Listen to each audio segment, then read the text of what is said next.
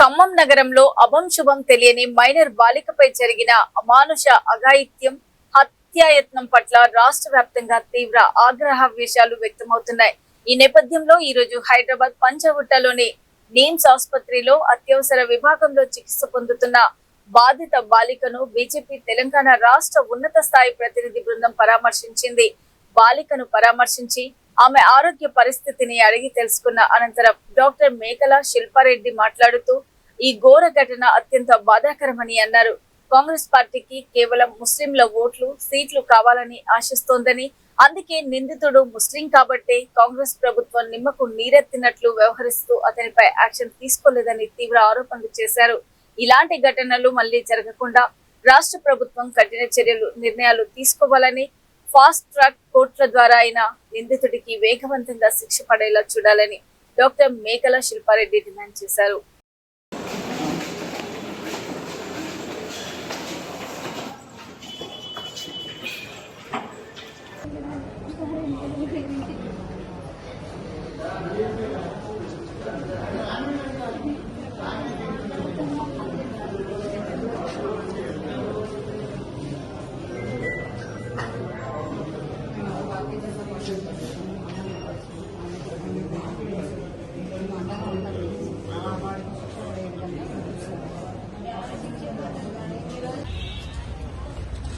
చెప్పండి మేడం.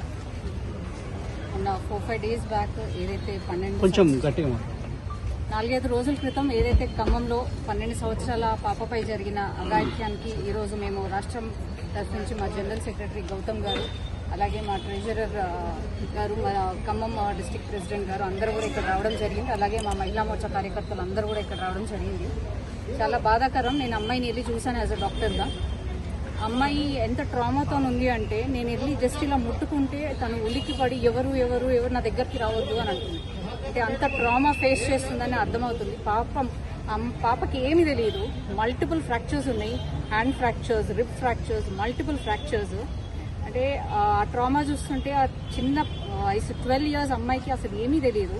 అట్లాంటి అమ్మాయిని ఇలా చేసి మళ్ళీ దానిపైన బిల్డింగ్ నుంచి పడేయడం అనేది ఇంతకంటే దారుణమైన విషయం ఇంకోటి లేదు. అసలు మన సమాజం ఎక్కడికి వెళ్తుంది, ఎక్కడికి మనము వెళ్తున్నాము, మన ఆడపిల్లల భవిష్యత్తు ఏంది అని తలుచుకుంటేనే భయం వేస్తుంది. ఎందుకంటే ఈ ముస్లిమ్స్ ఎంఐఎంఓలు అన్ని గ్రూప్స్ ఆఫ్ మహిళల్ని టార్గెట్ చేస్తున్నారు. చిన్నపిల్లలైతే పెద్ద ఏజ్ వాళ్ళు టార్గెట్ చేస్తున్నారు, టీనేజ్ వాళ్ళనేమో లవ్ జిహాద్ పేరు మీద వాళ్ళని టార్గెట్ చేస్తున్నారు. ఓన్లీ హిందూ పిల్లల్ని, హిందూ మహిళల్ని టార్గెట్ చేసే పనిగా వీళ్ళు పెట్టుకున్నారని అర్థమవుతుంది. వాడికి 57 years అంట. వాడికి బుద్ధి ఉందా కొంచెమన్నా?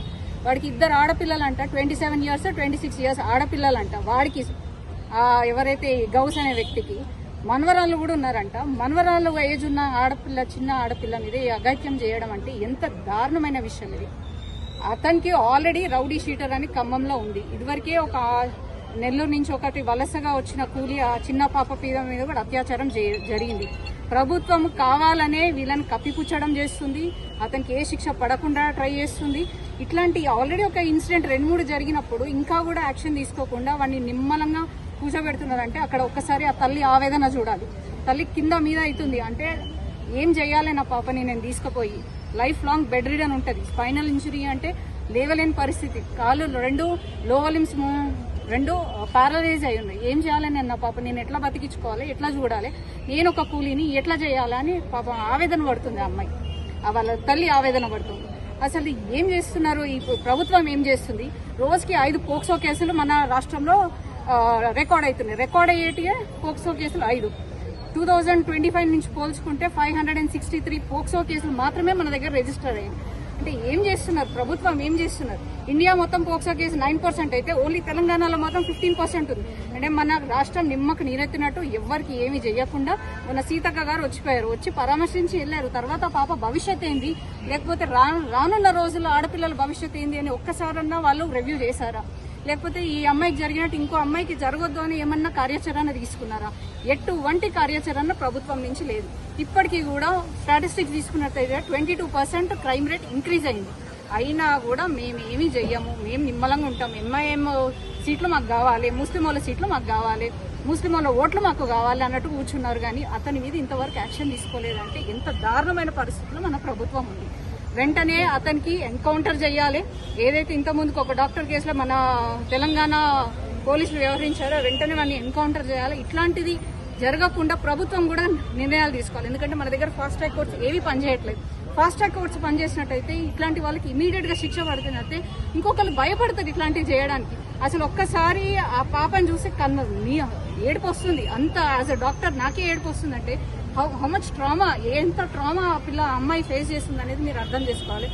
ప్రభుత్వాన్ని మేము ఒకటే నిలదీస్తున్నాం, వెంటనే వాడిని ఎన్కౌంటర్ చేయాలి. వాళ్ళకి కుటుంబానికి మొత్తము లైఫ్ లాంగ్ గా అమ్మాయికి ఆర్థిక సహాయం చేయాలని కూడా మేము డిమాండ్ చేస్తున్నాము. ఎందుకంటే ఆ అమ్మాయి ఇంకా లైఫ్ లో ఏమీ చేసుకోలేని పరిస్థితిలో ఉంది కాబట్టి మేము భారతీయ జనతా పార్టీ నుంచి డిమాండ్ చేస్తున్నాం.